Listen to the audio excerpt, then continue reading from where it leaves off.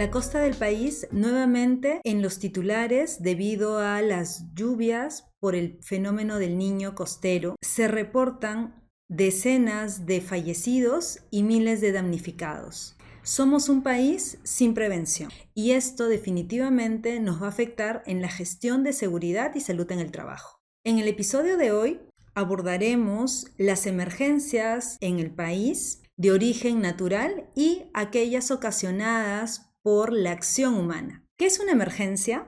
INDECI define una emergencia como el estado de daños sobre las personas, el patrimonio y el medio ambiente, ocasionados por la ocurrencia de fenómenos naturales o aquellos inducidos por la acción humana. Y esto altera el normal desenvolvimiento de las actividades de la zona afectada. A diferencia de las emergencias, los desastres desbordan la capacidad de respuesta local y requieren ayuda externa. Por ejemplo, terremotos y tsunamis serían considerados como desastres. El Banco Mundial tiene una definición específica para los desastres naturales que lo vamos a ver a continuación. En el Perú, para la gestión del riesgo de desastres y emergencias, por un lado tenemos a CENEPRED, que se enfoca en la prevención y la planificación antes que ocurra una situación de emergencias o un desastre, estimando escenarios y planificando la acción. Por el otro lado tenemos a INDECI, cuyo rol se centra en la preparación, en la respuesta y rehabilitación, es decir, durante y después que sucede un evento. Los gobiernos locales se deben involucrar en la planificación con CENEPRED para la gestión del riesgo de desastres, es decir, deben formular estos planes que conllevan acciones para proteger a la población y el trabajo que también tienen que articular con INDECI respecto a la organización de las plataformas para la atención en situación de emergencia. Las empresas, por su parte, también tienen un rol. Elaboran sus planes de seguridad como parte del expediente para el certificado de inspecciones técnicas de seguridad en edificaciones o ITSE que se tramita a través del gobierno local. En dicho plan deben contemplarse los escenarios críticos a los cuales la empresa debe señalar cuáles son los procedimientos que van a seguir para reducir el daño o evitar que esto se produzca. En dicho plan deben contemplarse todos los procedimientos específicos en caso de una emergencia. Ahora, nos hacemos la siguiente pregunta. ¿Todos los planes y procedimientos serán suficientes para prevenir las emergencias que hoy en día afectan al país? Para el episodio de hoy, todas las fuentes consultadas se las dejaremos en un link en la descripción del video. Entonces, ¿cuáles son las emergencias principales que generan daño al país? En base al reporte del INDECI del año 2003 al 2019, se priorizó 5 emergencias que generan daños a la población, a la infraestructura, y se hizo un ranking con la finalidad de establecer la frecuencia de ocurrencia de estos eventos. En primer lugar, las lluvias intensas, con un total de más de 22.000 eventos y más de 4 millones de personas afectadas y damnificadas. En segundo lugar, tenemos a los incendios urbanos e industriales, con más de 22.000 eventos y más de 180.000 personas afectadas y o damnificadas. En tercer lugar, tenemos las bajas temperaturas, con más de 11.000 eventos y más de 7.5 millones de personas afectadas y damnificadas. En cuarto lugar, tenemos a los vientos fuertes, con más de 10.000 eventos y más de 360.000 personas afectadas y damnificadas. Y en quinto lugar, las inundaciones, con más de 5.000 eventos y más de 2.5 millones de personas afectadas y damnificadas. De los 5 eventos, al menos 4 de ellos son de origen natural y los incendios urbanos e industriales son debido a la acción humana. Dentro del plan de seguridad que se presenta ante el gobierno local para la obtención del certificado ITSE, usualmente se considera los tsunamis, al terremoto o al sismo de magnitud por encima de 7 grados. Sin embargo, muchas veces dejamos de lado aquellas emergencias que se presentan que están asociadas a la zona donde se encuentra la empresa. Por ello es importante revisar la data que INDECI pone a nuestra disposición para poder consultar región por región cuáles son las emergencias más frecuentes en dicha localidad.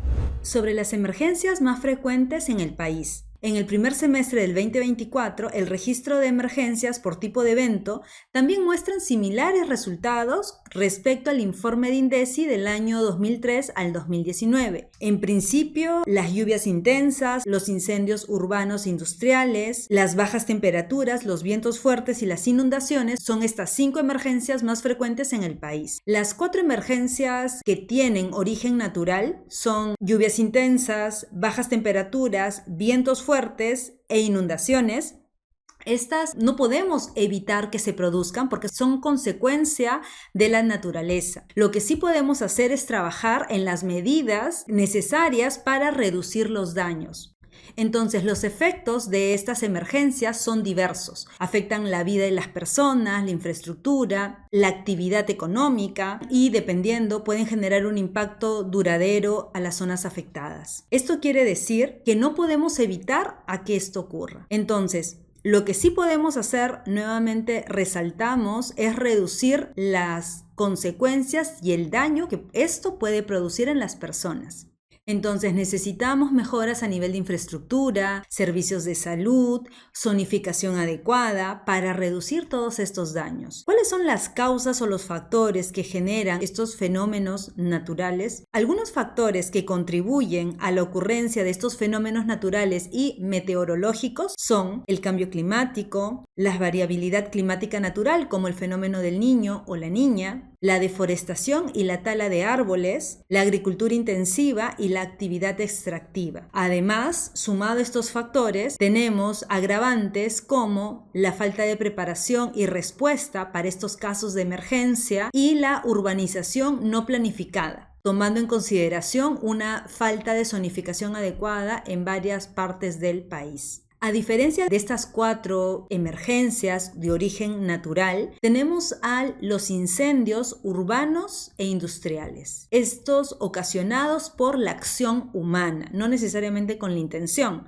pero debido a un accidente, muchas veces por fallas eléctricas o conexiones inadecuadas a nivel eléctrico, se generan incendios de gran magnitud que afectan a la población.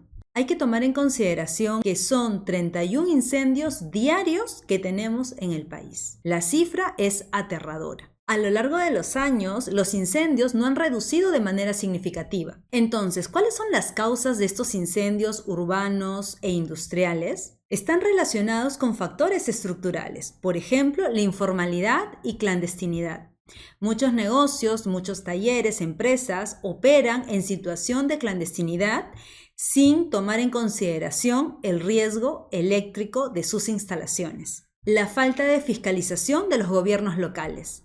Recién cuando ocurre un incendio, se da por enterada el gobierno local, quien informa que dicho negocio no contaba con su licencia de funcionamiento. Entonces, la autoridad tiene la facultad de fiscalizar y debe asegurar que dentro de todo el territorio no se están realizando actividades que pongan en riesgo a la población. La infraestructura antigua, por ejemplo, en el centro histórico de Lima, tenemos viviendas, locales comerciales, construidos a base de quincha, junto con productos inflamables, generan los incendios de gran magnitud que hemos tenido a finales del año pasado.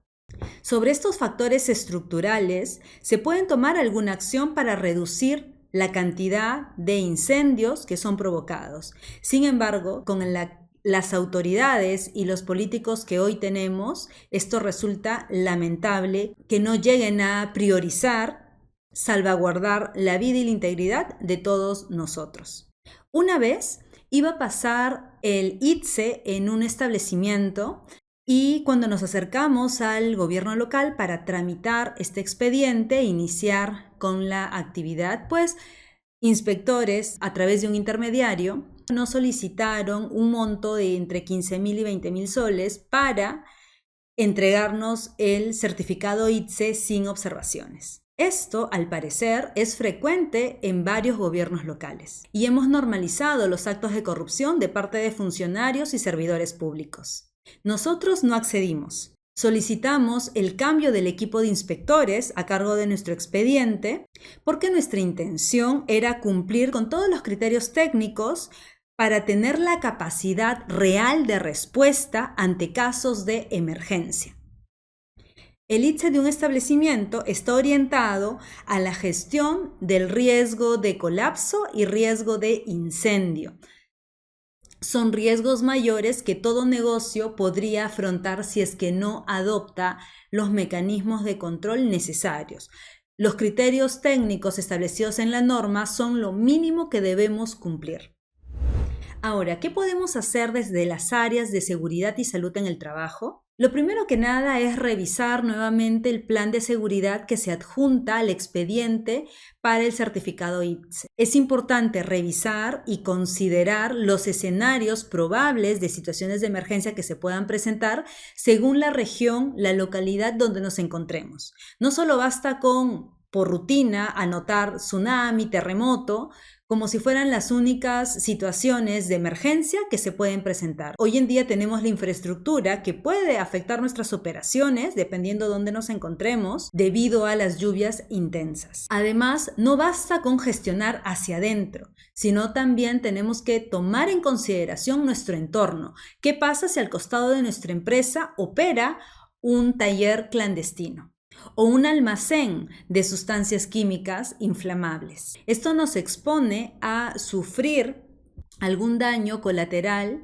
debido a la negligencia de uno de nuestros vecinos. Entonces, no siempre estos planes son revisados con detalle por el gobierno local. Por ello es importante que como áreas de seguridad y salud en el trabajo tomemos en cuenta los escenarios críticos y cuáles son las acciones que debemos implementar y mantenerlas indistintamente a la fecha de renovación de estos expedientes, que es cada 2 años. Ahora, una situación que vale la pena que señalemos es dar visibilidad al problema que enfrenta la costa peruana debido a las lluvias intensas por la llegada del niño costero. A la fecha de la grabación de este episodio ya van más de 50 fallecidos y más de 10.000 damnificados. Y hay algunos aspectos que quiero precisar. El fenómeno del niño, el niño costero, no es un evento que no sabemos cuándo va a llegar y no sabemos qué efectos o qué daño va a generar en la población. Hace más de 500 años que se han reportado 120 niños costeros. Y este fenómeno del niño, su nombre proviene porque a partir de los meses de diciembre, justo con la Navidad, se presentaban todos los cambios que afectaban el clima de la costa peruana. El 13 de febrero de este año se lanzó la alerta de la llegada del niño costero, teniendo impacto en diferentes regiones del país. Hay que recordar que en 2017 y 2023 también se produjo el niño costero y dejó devastadoras consecuencias para el país. ¿Qué tanto hemos mejorado del 2017 al 2026 para reducir estos daños? Probablemente muy poco. Recordar que desde el 2017 a la fecha hemos tenido 8 presidentes, situación que ha debilitado las instituciones públicas y probablemente se haya avanzado muy poco con los planes de prevención. Hace pocos días el gobierno declaró el estado de emergencia en estas regiones debido a las lluvias intensas, pero esto no se va a traducir en acciones concretas hacia la población afectada ni la adopción de medidas técnicas necesarias. Para cerrar este episodio, vamos a anotar 4 ideas claves. La primera, aunque en el país existan normas, planes, decretos, en vista de gestionar los desastres y las emergencias, esto no nos garantiza que se adopten las medidas correspondientes. Por ello, el Plan Nacional de Gestión del Riesgo de Desastres 2022-2030 difícilmente va a funcionar. ¿Y por qué la prevención es poco abordada en los últimos años? Básicamente porque hacer prevención no genera un rédito político. Por eso es que a ninguna autoridad le interesa hacer prevención. ¿Qué le interesa? Que los ciudadanos los recuerden como aquellos que se ensuciaron los zapatos y estuvieron durante la emergencia acompañándolos, cuando el rol de la autoridad y los funcionarios públicos es reducir los daños. Ello refleja el poco conocimiento que tenemos sobre la gestión de riesgos de desastres, lo que es aprovechado de forma inescrupulosa por la clase política. Sumado a que muchas veces pensamos que un desastre, una emergencia, no nos afecta sino solamente al otro, afectó solamente al norte del país, cuando en verdad lo hemos visto en pandemia. Lo que pasa al norte o al sur del país nos afecta a todos como sociedad. Los que trabajamos en áreas de seguridad y salud en el trabajo sabemos lo difícil que es hacer prevención, el construir una cultura preventiva dentro de las organizaciones cuando los trabajadores tienen una baja percepción del riesgo. Basta con observar cómo nos comportamos durante los simulacros. A nivel local y nacional se requiere que los especialistas en gestión del riesgo de desastres influyan en la toma de decisiones de los políticos para que así podamos implementar acciones necesarias y que sean técnicamente sostenibles. Sin embargo, en estos tiempos de precariedad de funcionarios públicos y alta corrupción, es probable que nuevamente las emergencias generen daños al país. En nuestra empresa podemos revisar el plan de seguridad e integrar estos escenarios que reporta INDECI según la ubicación en la que nos encontremos, tomar en cuenta las alertas que a través de las entidades públicas se comunican a la población en general para poder tener un plan de acción, que es lo que podemos adoptar desde la empresa para reducir su impacto. La idea es ir más allá de lo que nos exige el marco normativo. A través de las capacitaciones y charlas hacia los trabajadores, lo que podríamos hacer es sensibilizarlos respecto a la gestión del riesgo de desastres. Además, en el entrenamiento de brigadas, considerar diferentes tipos de escenarios.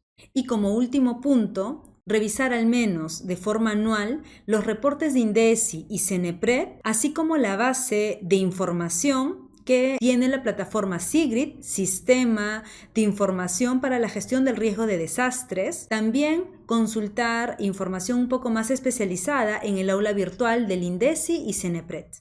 Tomar en cuenta que si nos encontramos en una zona de emergencia, para prestar ayuda a otros, primero tenemos que asegurarnos de encontrarnos a salvo. Si no, es probable que pongamos en riesgo nuestra integridad y la de terceros. Finalmente, es deber del Estado proteger a todos sus ciudadanos y adoptar las acciones necesarias para gestionar el riesgo de desastres. Eso sería todo en el episodio de hoy.